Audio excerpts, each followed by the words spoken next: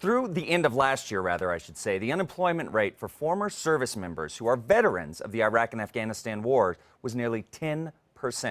And while American businesses are carving out more room for these 2.6 million veterans, the competition is very high. And Jeff Cockrell, who serves as a commissioned officer in the United States Navy and is now one of the top 10 Dale Carnegie trainers in North America, joins me and us this morning for advice on getting our veterans back to work. Thank you so much for being here, and thank you for providing this service. This is very important. I'm excited to be able to help veterans. Yeah, absolutely. And thank you also for your service to the country. My pleasure. So veterans have a very unique skill set from their jobs. So what advice do you have for our veterans on how they can apply this in getting jobs?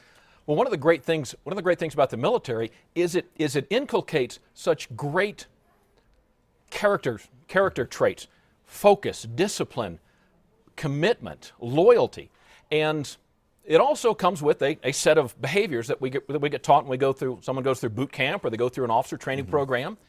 And the challenge is we take those behaviors that worked really well here and then we transfer them over to the civilian world.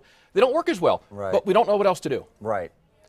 And so we just keep doing more and more and more of that, and we end up alienating some of the folks we're really trying to work more closely with. Right. Well, you know, it's funny because whenever I've had the fortune of working with someone that comes from the military, their work ethic is, you can always tell.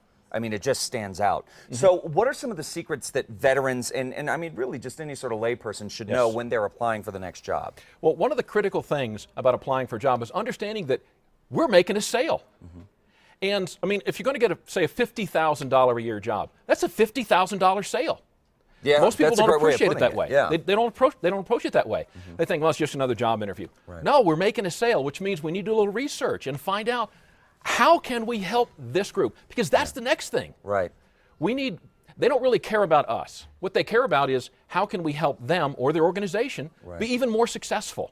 How can we take this focus, discipline, the work ethic, those kind of things that we've talked about, and use that to make whatever organization we're going to go work for more successful.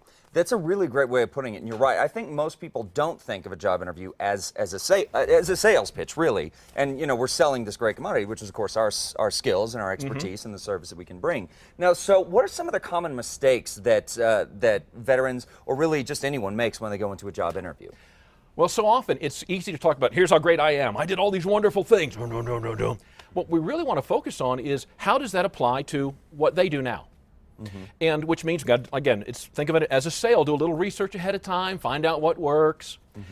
And then the other challenge that people have is often we let our ego kind of get control. It becomes one of two things. Either we let it overrun us, and so we come across as just being kind of a jerk.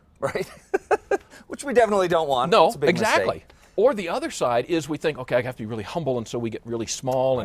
And what we're really not looking at is I've got a skill set.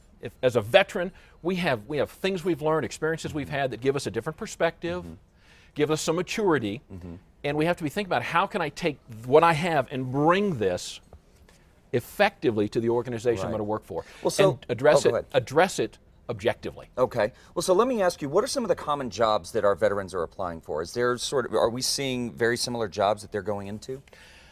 Well, it kind of depends upon what they were trained at in the military. That's where we tend to go what's comfortable for us. Into management, or maybe if someone was a machinist, they tend to go more toward that. And one of the things that I have noticed as I've worked with not only veterans but civilian people all over this country, the big key is it's not what kind of job I want, it's the kind of life that I want to have. And so few people will take the time to sit back and think, okay, what is going to be different for me?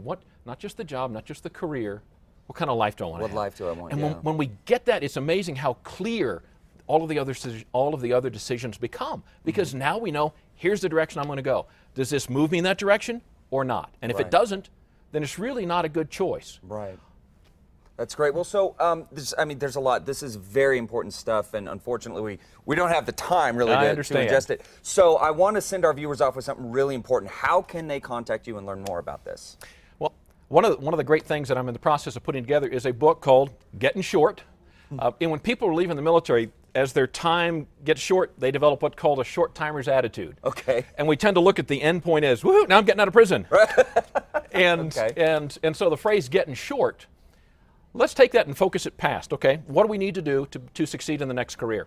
Part of that also will be a recording that I have done of a seminar that I've presented several times on how to set effective goals, how to create a vision and set the goals. And they can get information on that by sending an email to info@gettinshort.com. Fantastic. And that's Gettin Short without the G.